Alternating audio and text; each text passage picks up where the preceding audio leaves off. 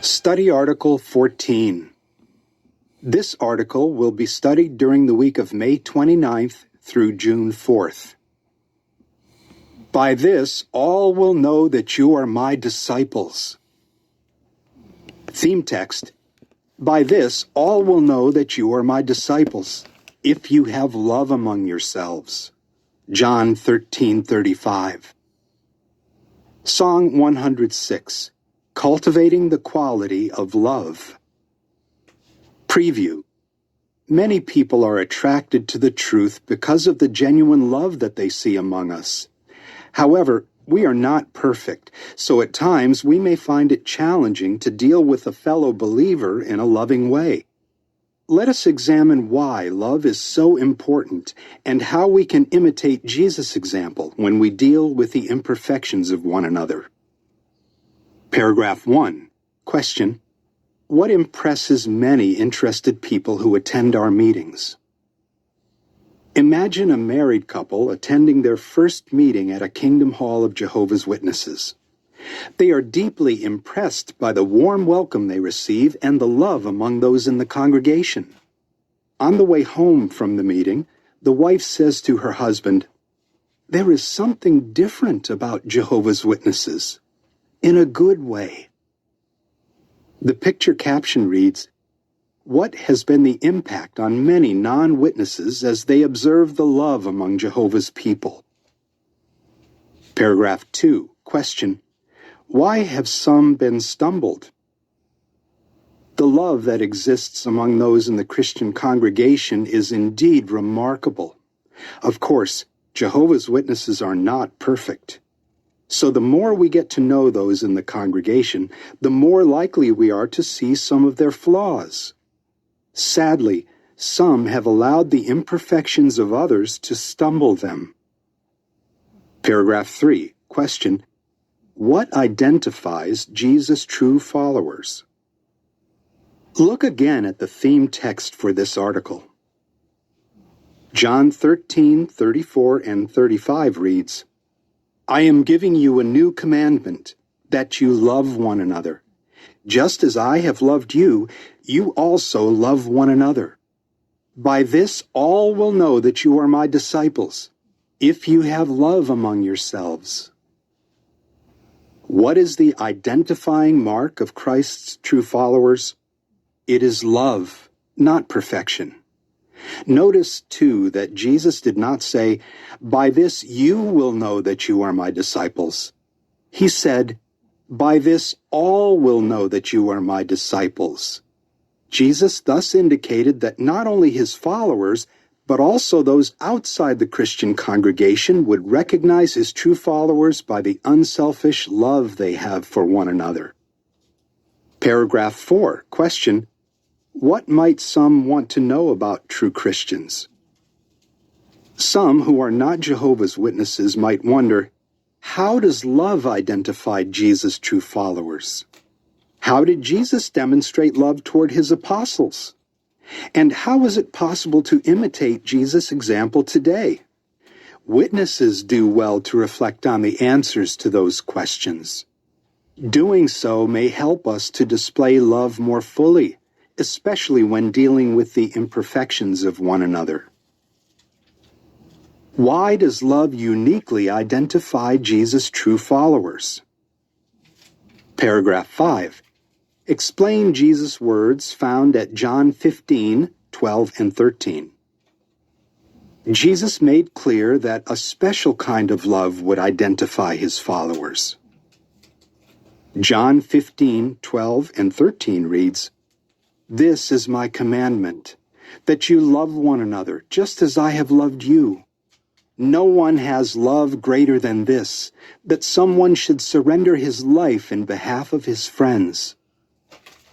Notice that Jesus commanded them, "Love one another just as I have loved you." What does that mean? As Jesus went on to explain, this is self-sacrificing love, love that moves a Christian even to die for a fellow believer if necessary.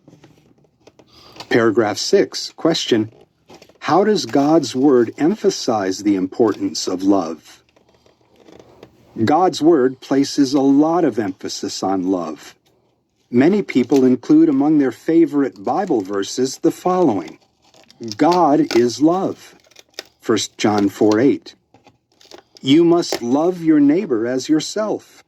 Matthew 22:39.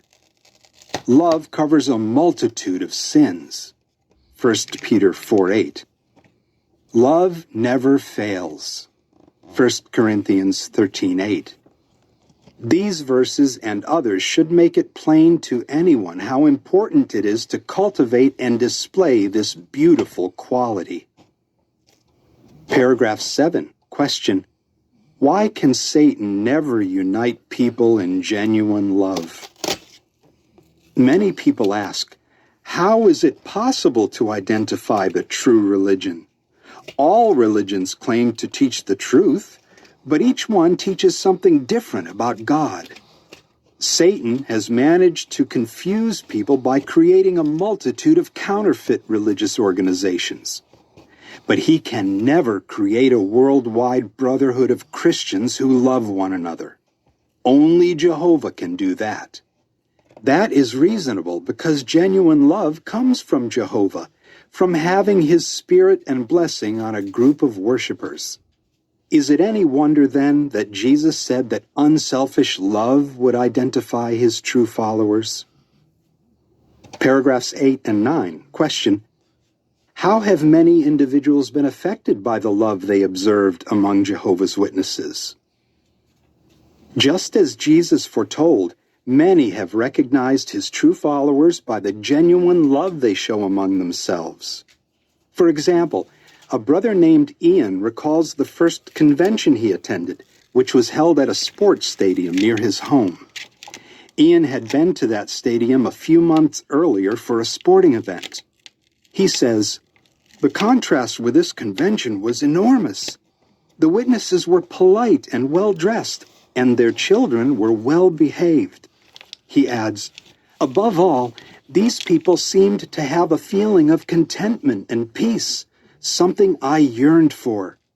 I don't remember any of the talks that were given that day, but the conduct of the witnesses made a lasting impression.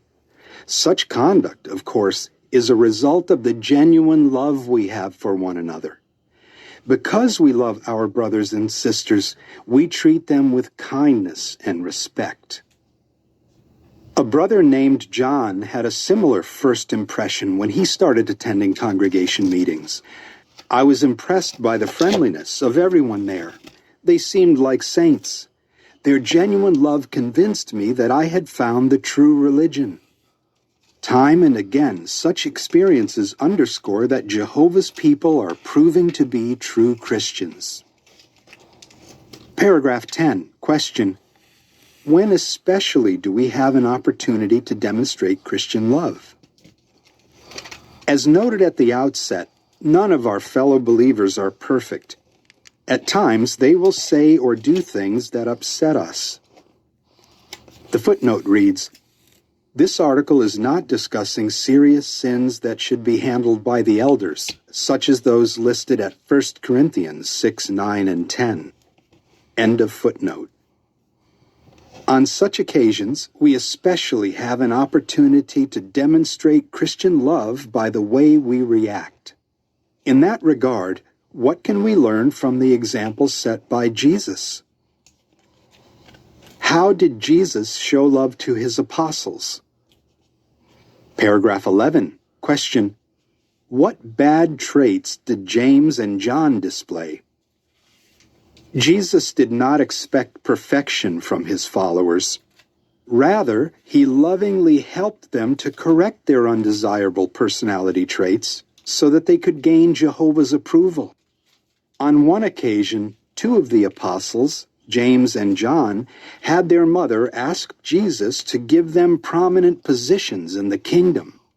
James and John were thus displaying the traits of pride and ambition. Paragraph 12. Question: were James and John the only ones who displayed bad traits? Explain. James and John were not the only ones who displayed bad traits on that occasion. Note how the other apostles reacted. When the 10 others heard about it, they became indignant at the two brothers. Matthew 20:24. We can imagine that sharp words were exchanged among James, John, and the other apostles. Perhaps the others said something like this: "Who do you think you are to ask for positions of prominence in the kingdom? You are not the only ones who have worked hard with Jesus. We are just as qualified as you are for special privileges." Whatever the case, the apostles temporarily allowed this situation to disrupt their brotherly affection for one another. Paragraph 13. Question: how did Jesus react to the shortcomings of his apostles? How did Jesus deal with the situation? He did not become indignant. He did not say that he was going to look for better apostles, men who had greater humility and who would always treat one another with love.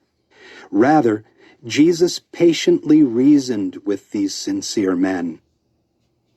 Matthew 20:25-28 reads, "But Jesus called them to him and said, 'You know that the rulers of the nations lord it over them, and the great men wield authority over them.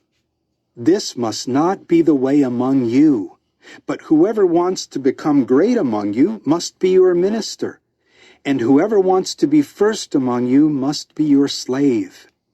Just as the Son of Man came, not to be ministered to, but to minister and to give his life as a ransom in exchange for many.'" He continued to deal with them in a loving way, even though this was neither the first nor the last time that the apostles tried to determine who among them was the greatest. The picture caption reads, "Jesus dealt lovingly with the apostles when they manifested undesirable traits." Paragraph 14. Question: in what kind of environment did Jesus' apostles grow up? No doubt Jesus took into consideration the apostles' background. They had grown up in an environment where the religious leaders placed great emphasis on prominence and position. The Jewish religious leaders were also self-righteous. The footnote reads, "It is reported that much later a rabbi said, 'The world possesses not less than 30 men as righteous as Abraham. If there are 30, my son and I are 2 of them. If 10, my son and I are 2 of them. If 5, my son and I are 2 of them. If 2, they are my son and I. If there is but 1, it is I.'" End of footnote. Jesus understood that such an environment could affect the apostles' view of themselves and others. He was realistic in what he expected of his disciples and did not overreact when they fell short. He knew that they had good hearts, so he patiently helped them overcome their pride and ambition and replace those with love. How can we imitate Jesus' example? Paragraph 15. Question: what can we learn from the incident involving James and John? We can learn much from the incident involving James and John. They were wrong to ask for positions of prominence in the kingdom. But the other apostles were also wrong to allow the situation to disrupt their unity. Jesus, though, dealt with all 12 apostles in a kind and loving way. The lesson for us: what matters is not only what other people do, but also how we react to their mistakes and shortcomings. What can help us? When we are upset with a fellow believer, we can ask ourselves, why does what he did bother me so much? Does it reveal a negative trait that I need to work on? Could it be that the person who upset me is dealing with a difficulty? Even if I feel that I am justified for being upset, can I show unselfish love by overlooking the offense? The more we deal with others in a loving way, the more we prove to be Jesus' true followers. Paragraph 16. Question: What else can we learn from Jesus' example? Jesus' example also teaches us to try to understand our fellow believers. Granted, Jesus could read hearts. We cannot. But we can make allowances for the imperfections of our brothers and sisters. It is easier to do so if we learn about their background. Consider an example. Paragraph 17, question. How did one traveling overseer benefit from getting to know a fellow believer better? A traveling overseer serving in East Africa recalls a brother who he felt had an abrasive personality. How did the circuit overseer respond? He says, "Instead of avoiding the brother, I resolved to get to know him better." In doing so, the circuit overseer learned some things about the brother's background that had influenced his personality. The circuit overseer continues, "Once I understood how hard the